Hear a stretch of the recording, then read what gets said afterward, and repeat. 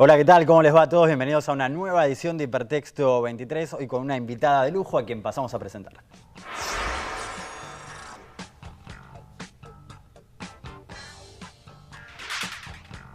Mariana Enríquez, escritora y periodista, licenciada en Comunicación Social, subeditora del suplemento de Cultura Radar de Página 12, columnista en Gente de a Pie de Radio Nacional, dictó talleres en la Fundación Tomás Eloy Martínez. Entre sus libros se destacan Bajar es lo peor, Los peligros de fumar en la cama y Alguien camina sobre tu tumba. Mucha gente se asusta cuando sabe que camina sobre muertos, aunque todos, en todas partes, más o menos, caminamos sobre mayor o menor cantidad de muertos.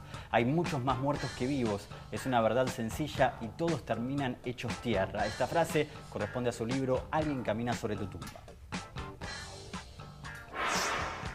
Bueno, muchas gracias, Mariana, por estar en Hipertexto. Gracias por invitarme. Pensaba en esta frase que también se repite en el epígrafe de alguna manera, si no me equivoco, en uno de los epígrafes del libro. Son esas verdades, digamos, me parecen muy evidentes, pero hasta que uno no las piensa bien, no toma conciencia de lo que significa. Es verdad, hay mucho más muertos que vivos y además uno está más tiempo muerto que vivo, ¿no? Por otro lado. Sí, bueno, hay, sí.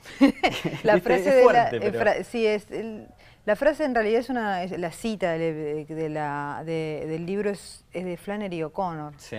Cuando ella dice eso, que en el mundo hay más muertos que vivos. Pero además es materialmente también, quiero decir, o sea, hay más huesos enterrados que huesos circulando con carne, digamos. Sí. Esto es un hecho. Sí. Acá abajo nuestro hay huesos por todas partes, quiero decir. Mirá.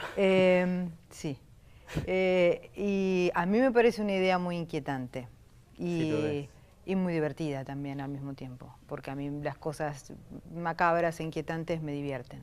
Ahí está. ¿Cómo empieza esta fascinación? Bueno, primero vamos a explicar que Alguien camina sobre tu tumba, el libro al cual pertenece esta frase, es un libro de crónica, básicamente, donde vas recorriendo diferentes cementerios de todo el mundo. Sí. ¿Cómo empieza esta fascinación por lo macabro que al mismo tiempo es divertido o inquietante?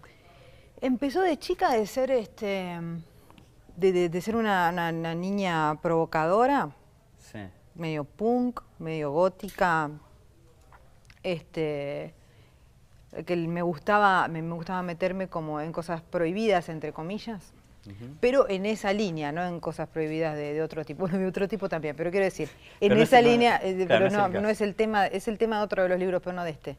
Y empecé de adolescente a meterme en el Cementerio de La Plata, básicamente, que era, yo vivía en La Plata en ese momento. Entonces nos metíamos en el Cementerio de La Plata por la noche, jugábamos al juego de la copa, teníamos como esa cosa desafiante. Bien. De niños que juegan con la cuestión de terror. Es una cosa muy común de adolescentes. También veíamos, no sé, películas de terror, veíamos Pesadilla, veíamos Martes 13, digamos, estábamos como inmersos en un mundo de horror y espanto. Sí. Con el tiempo, los cementerios además me empezaron a parecer ya no solo un lugar para ir a asustarse o para hacer algo desafiante o algo loco, entre comillas, sino me empezaron a parecer más interesantes históricamente, estéticamente sobre todo, me parecen lugares sumamente lindos, y finalmente narrativamente, que es cuando empecé a visitar el cementerio ya haciendo de eso algo más sistemático, tomando nota, siendo como una coleccionista. No sé quién me decía que es catadora de cementerio. Sí, ahí estamos viendo, la catadora de cementerio. Sí. Yo no sé eso, porque catadora decir este está bueno, este no, a mí me gustan todos. Claro. Yo en realidad soy coleccionista, ¿viste? De coleccionista es muchísimo más amable. Sí. Bueno, pero igual hay un recorte, o sea que en ese sentido hay una selección de cementerios. Sí, sí. ¿Por qué algunos los dejás afuera? ¿Por qué otros los incluís? ¿Cuál es la razón en general? Algunos los dejo afuera porque sinceramente yo no tenía ganas de hacer un libro. Es un libro de crónicas de viajes a cementerios, pero no es un libro como hay muchos libros de cementerios que son recorridas por las tumbas de los famosos. Sí, sobre todo el de La Recoleta, ¿no? Claro, que terminan siendo biografías del muerto ilustre que está ahí. Sí. A mí eso no me interesaba. A mí me interesaba qué me pasaba a mí como persona viva que va a circular por ese espacio. Sí. Poco usado en general, porque la mayoría son cementerios, son los cementerios que se construyeron las grandes tumbas monumentales a fines del siglo XIX y principios del siglo XX, sí, que son los cementerios municipales que usamos, pero ya no son los cementerios de los ricos, algo que tengas bóveda. Los cementerios ricos ahora son cementerios golf. Entonces son lugares que también están medio en extinción en ese sentido. Lo fastuoso está en extinción en ese sentido. Con lo cual también es muy rico a nivel narrativo eso. Claro. Sí. Entonces empecé a elegir los lugares donde me había pasado algo. Y además cementerios que no fueran todos cementerios muy convencionales, qué sé yo. Está una recorrida por el cementerio de Carué, que es un cementerio en la provincia de Buenos Aires que estuvo bajo el agua, inundado durante un montón de años y que acaba de emerger. Es una historia en sí misma, pero también es una historia qué pasó con ese cementerio cuando estaba hundido, qué decisiones tomó la gente cuando estaba aterrorizada y veía que estaba todo el lago, que es un lago de sal muy salado, con lo cual destruyó bastante las construcciones y se veían solamente las cruces, que era una cosa muy macabra saliendo como de ahí. Y también elegí otros cementerios, como no sé, que no son cementerios específicamente, como las catacumbas de París, porque es un lugar sumamente extraño. Y además cuando yo estaba paseando por las catacumbas buscando mi cementerio favorito, que es el cementerio de los Inocentes, que no existe más. Que no existe más ese cementerio. No, no existe más, fue trasladado ahí a las catacumbas. Nada, se desmayó un italiano, hubo una situación, porque es un lugar muy impresionante. La gente entra como si tal cosa de pronto está rodeada de calaveras, no es una cosa muy... No es para todo el mundo. Pero la gente va tipo, me la banco y no es tan fácil bancársela ahí. Entonces elegí, digamos, los lugares donde además pasaban otras cosas. Y cementerios que tengan particularidades. El cementerio... La isla Martín García es muy impresionante con las cruces inclinadas, digamos. Está inclinado ¿cómo se llama? Como el del eje. Claro, como decir, ¿no? Claro. Sé poco de esas cosas. Y como que nadie puede explicar por qué ocurre. No, hay bastantes teorías, que son muertos de la fiebre amarilla, que son suicidas, que son de una secta, pero no una secta satánica, todo mal, sino más bien una secta de furieristas. Sí. Que habría nacido en Brasil, qué sé yo. Lo que te dicen los guías, que es muy desopilante, es que es un molde. Porque decimos, bueno, está bien, puede que sea un molde, pero si es un molde, cámbienlo. Porque además hay tumbas de 60 años de distancia y es como en 60 años nadie se cruzó. Es Martín García, te cruzás en un toque a buscar el molde que esté bien.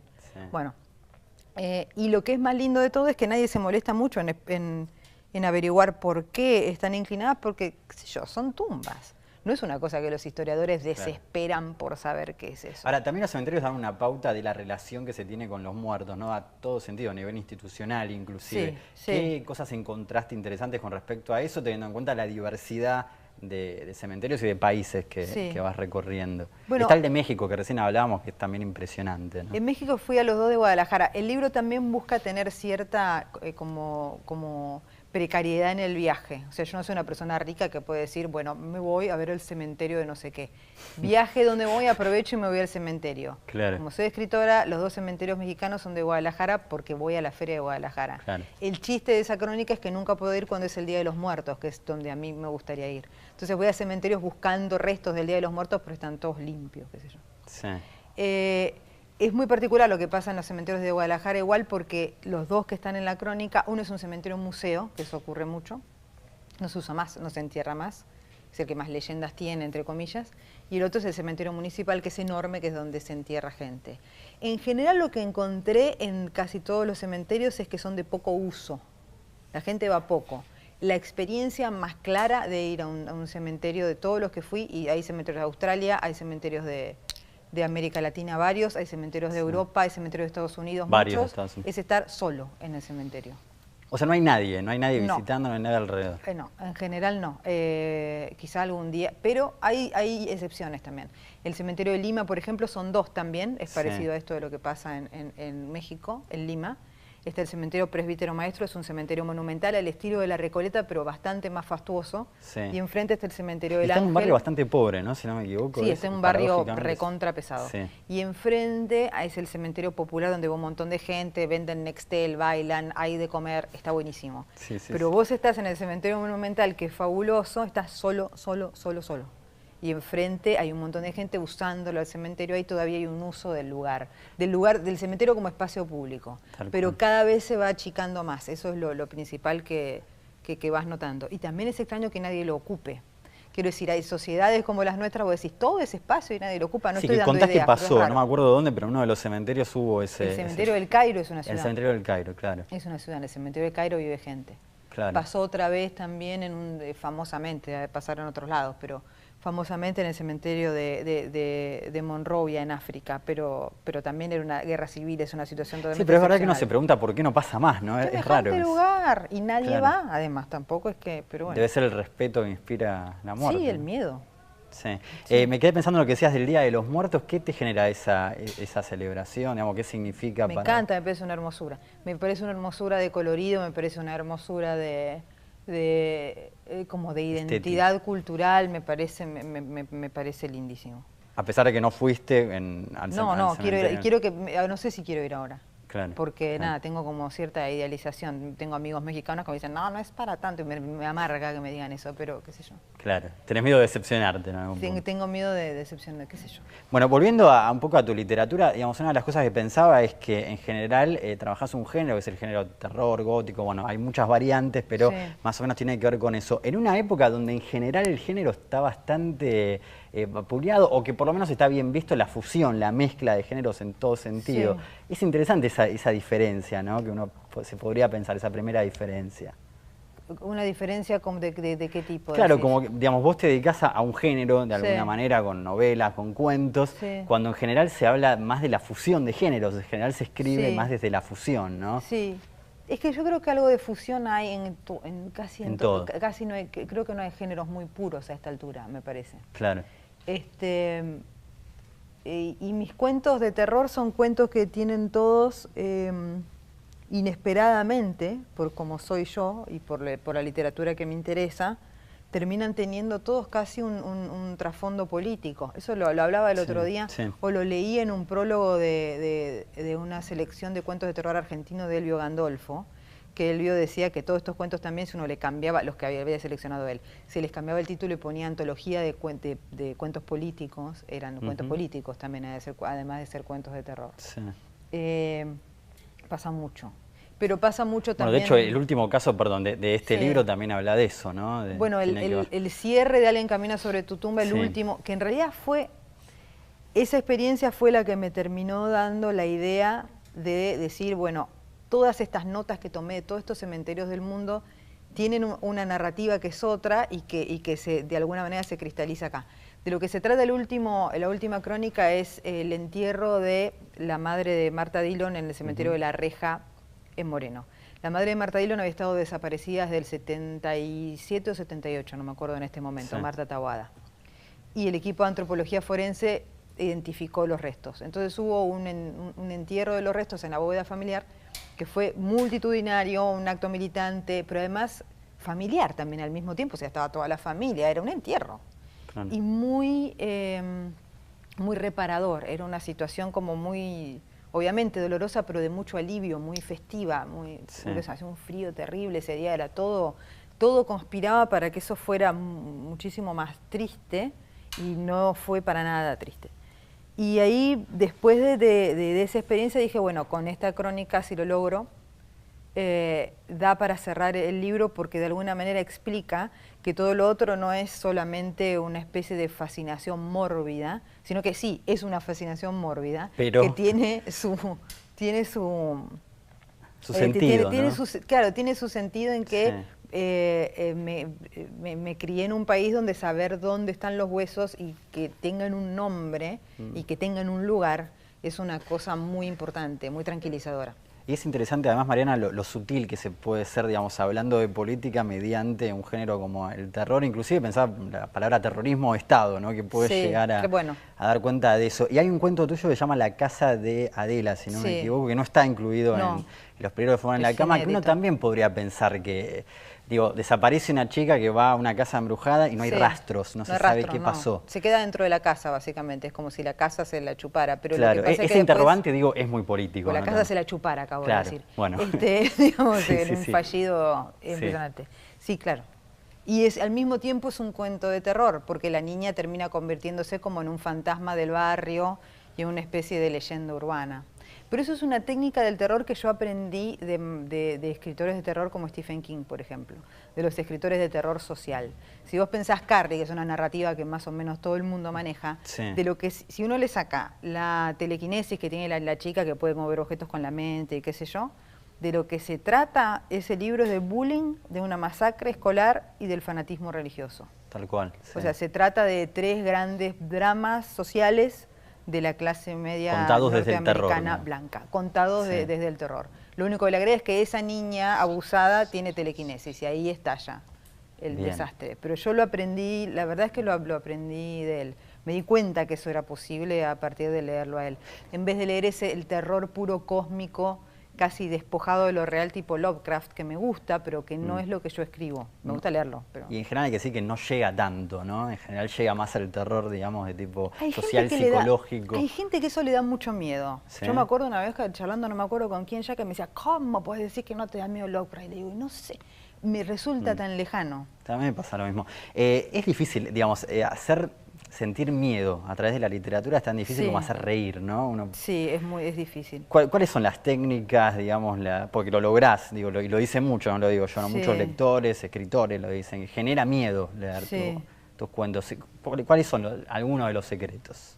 No sé si hay, la verdad, porque no, creo que es leer mucho el género y saber, ser fan del género en ese sentido, o sea, no ir por los lugares más obvios. Hay un montón de cosas, hay un montón de cuestiones que, salvo la gente que es muy sensible, por no decir otra palabra, ya no nos da miedo ciertas cosas porque son lugares comunes. Es cuando ves una película y está el asesino, ya, digamos, tenemos una capacidad, sobre todo por el entrenamiento visual, de suspenso y destripamiento al mismo tiempo tan alta nuestra capacidad de que eso no nos dé miedo, que es complicado. En cambio, la literatura tiene muchísimos más resquicios para hablar de eso. Mirá qué interesante. En ese sentido tiene más ventaja que el cine o la serie. Yo creo que a esta altura sí. Mirá. Salvo que, bueno, te tengas una impresión muy particular por eso.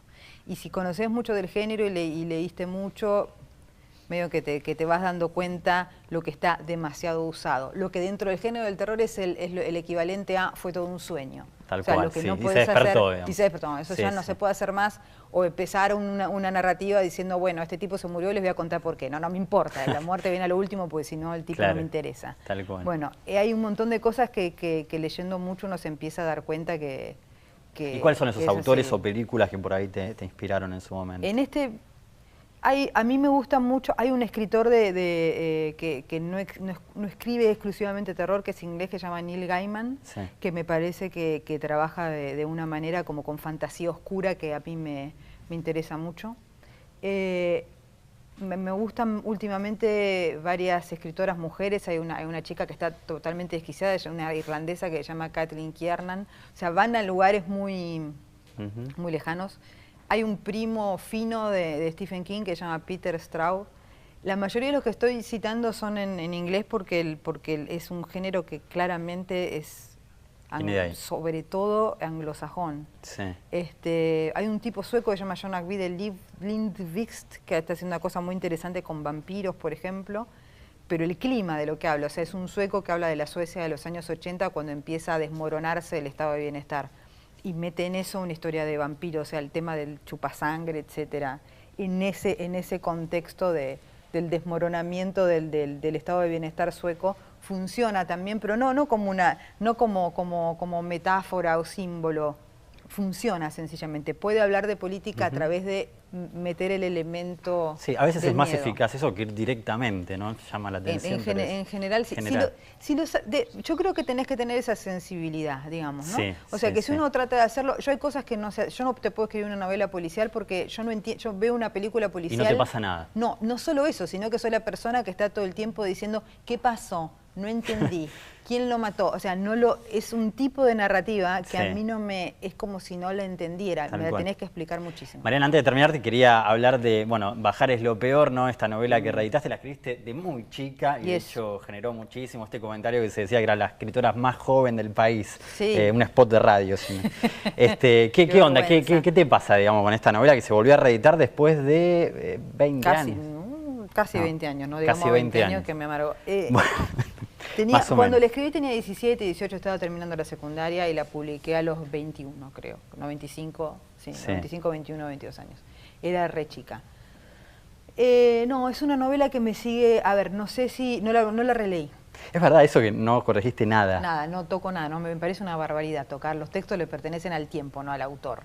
Es una vanidad espantosa pensar que los textos te siguen perteneciendo después de tantos años, cuando ya la gente los leyó. Me parece una trampa. Sabe más que vos del texto. Y además me parece una trampa reeditarlo y decir, ay, pero tiene 5 palabras nuevas. Si le cambio Walkman por, no sé, CD, ¿no? Pero bueno, lo que pasó en su momento es que es una novela que tiene sexo gay, tiene drogas, tiene noche. Yo era muy chica, entonces lo que ocurría básicamente es que el interrogante típico es ¿eso te pasa a vos o es ficción? Y en general si le decís ficción igual la gente cree que te pasa a vos y un poco tiene razón y un poco no. Ahora me parece, leyéndolo, es una novela que se publicó en 1995. Alguna gente me dice es una novela de menemismo y la verdad es que no. Es una novela en verdad, si uno lee lo lee como una novela desencantada y de jóvenes desencantados. El desencanto es el desencanto del 89-90. O sea, más de radicalismo en ese sentido. La verdad que sí. Porque históricamente fue concebida en ese momento. Claro, Digamos. Fue una novela que yo escribí con la máquina de escribir porque se cortaba la luz permanentemente. O sea, me parece que hay como una cuestión de... yo no tengo ninguna nostalgia de los años 90, me parece que estaba todo mal. Pero hay una cosa de pensar que solamente esa es la época del desencanto. No, hubo varias. Yo y todos pegan 40 ahí. Y ya sí, tengo 40 y ya pasé varios desencantos y ese fue otro. Mariana Enríquez, es un verdadero lujo, ¿eh? Nos dimos muchísimas gracias por haber estado en Hipertexto. No, gracias a vos. Qué corto que es, ¿no? ¿Viste? La verdad que sí. Bueno, ahora vamos Bueno, pero mejor, está buenísimo así uno no dice tantas tonterías. Nada, para nada. Muchas gracias. Vamos a exigir que sea de 1 hora todo ese programa. Muchas gracias, nos reencontramos la semana que viene.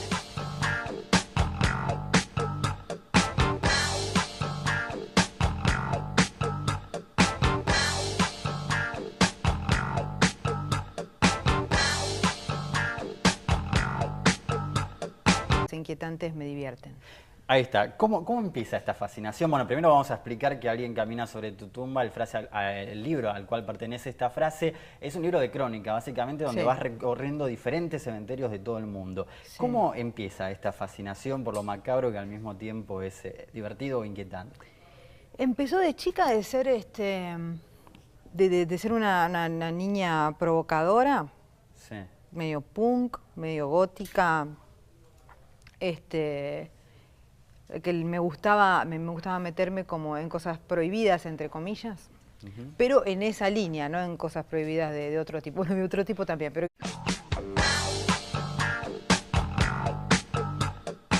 Hola, ¿qué tal? ¿Cómo les va a todos? Bienvenidos a una nueva edición de Hipertexto 23, hoy con una invitada de lujo a quien pasamos a presentar.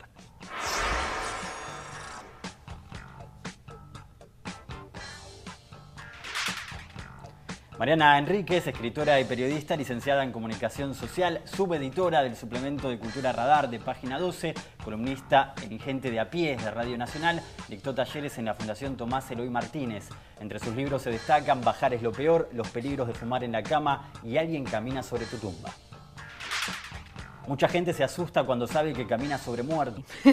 La frase de fuerte, pero... sí, la frase en realidad la cita del libro es de Flannery O'Connor. Sí. Cuando ella dice eso, que en el mundo hay más muertos que vivos. Pero además es materialmente también, quiero decir, o sea, hay más huesos enterrados que huesos circulando con carne, digamos. Sí. Esto es un hecho. Sí. Acá abajo nuestro hay huesos por todas partes, quiero decir. Mirá. Sí. Y a mí me parece una idea muy inquietante y muy divertida también al mismo tiempo, porque a mí las cosas macabras, quiero decir, en esa línea, pero no es el tema, es el tema de otro de los libros, pero no de este. Y empecé de adolescente a meterme en el cementerio de La Plata, básicamente, que era yo vivía en La Plata en ese momento. Entonces nos metíamos en el cementerio de La Plata por la noche, jugábamos al juego de la copa, teníamos como esa cosa desafiante. Bien. De niños que juegan con la cuestión de terror. Es una cosa muy común de adolescentes. También veíamos, no sé, películas de terror, veíamos Pesadilla, veíamos Martes 13, estábamos como inmersos en un mundo de horror y espanto. Sí. Con el tiempo, los cementerios además me empezaron a parecer ya no solo un lugar para ir a asustarse o para hacer algo de... Aunque todos, en todas partes, más o menos, caminamos sobre mayor o menor cantidad de muertos. Hay muchos más muertos que vivos. Es una verdad sencilla y todos terminan hechos tierra. Esta frase corresponde a su libro Alguien camina sobre tu tumba. Bueno, muchas gracias, Mariana, por estar en Hipertexto. Gracias por invitarme. Pensaba en esta frase que también se repite en el epígrafe de alguna manera, si no me equivoco, en uno de los epígrafes del libro.